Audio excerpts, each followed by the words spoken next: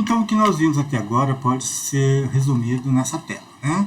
Olha, se V é diferente de zero, então, V dividido por módulo de V é um vetor unitário na direção e no sentido de V. A equação V igual ao módulo de V, que multiplica V sobre o módulo de V, expressa V em termos do seu comprimento e direção. Definição. Vetores ortogonais. Vamos continuar na revisão de vetores, né? Os vetores U e V são ortogonais, ou seja, perpendiculares entre si, se somente se U vezes V é igual a zero. Exemplo, né? Aplicando a definição de ortogonalidade. Aqui eu tenho a letra A, o meu vetor U tem coordenadas 3 e menos 2, o meu vetor V tem coordenadas 4 e 6, eles são ortogonais. Por quê? Ao multiplicar U por V, como que eu faço essa multiplicação? 3 vezes 4 mais menos 2 vezes 6. 3 vezes 4, 12, menos 2 vezes 6, menos 12, 12 menos 12, 0. Então, ao multiplicar U por V, o resultado foi 0, então esses dois vetores são ortogonais. B. O vetor U de coordenadas 3i menos 2j mais k é ortogonal ao vetor V de coordenadas 2j mais 0k. Por quê? Aqui, U vezes V vai dar o quê? 3, vou multiplicar a componente do I pela componente do I do segundo vetor. A componente do I do primeiro vetor vale 3, do vetor U. No vetor V não tem, então é 0, então é 3 vezes 0. A componente do J no primeiro vetor é menos 2. A do J no segundo vetor é 2, menos 2 vezes 2, menos 4. A componente K do vetor U é 1. A componente K do vetor V é 4. 1 vezes 4, 4. Então ficou 3 vezes 0, 0. Menos 2 vezes 2, menos 4. 1 vezes 4, 4. Menos 4 mais 4, 0. O 0 é ortogonal a todo o vetor U, uma vez que 0 vezes qualquer coisa sempre vai ser 0. Então, o elemento neutro, né? Então, ele multiplicando vai sempre dar 0.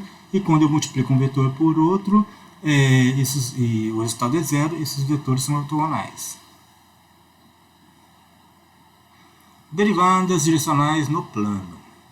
Olha, sabemos das aulas anteriores, né, que se f de xy é diferenciável, então a taxa com que f varia em relação a t ao longo de uma curva diferenciável dada por x igual a g de t e y igual a h de t é derivada de f em relação a t igual a derivada parcial de f em relação a x vezes dx dt, mais derivada parcial de f em relação a y vezes dy dt. Então, agora nós vamos trabalhar, a partir de que nós vimos nas aulas anteriores, nós vamos começar a trabalhar com derivadas, com o conceito de derivada direcional. Tá?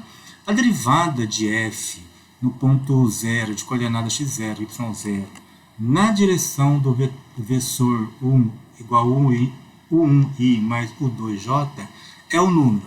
Então, df ds no ponto P0 em direção ao vetor U é igual a limite de S tendendo a 0 de f de x0 mais S1, y0 mais SU2, menos f de x0, y0. Isso aqui é a definição de derivada que nós estamos acostumados a ver desde o cálculo 1, né? Só que agora aqui é uma derivada direcional.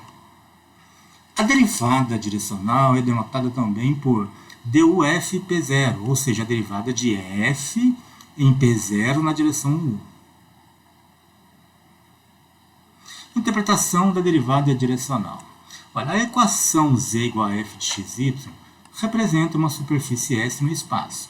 Então, aqui eu tenho essa parte azul mais escura, eu tenho a representação da superfície representada dada pela equação z igual a f de xy. Se z0 é igual a f de x0 e y0, ou seja, fixei um ponto, então o ponto P de coordenadas x0, y0 e z0 estará em S. Aqui, ó, ponto de coordenadas x0, y0 e z0. Aqui está o ponto, ele está na superfície, né? Ele pertence a S, ele pertence à superfície S.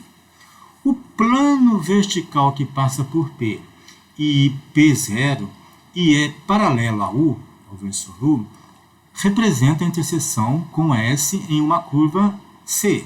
Então, aqui eu tenho um plano, tá vendo?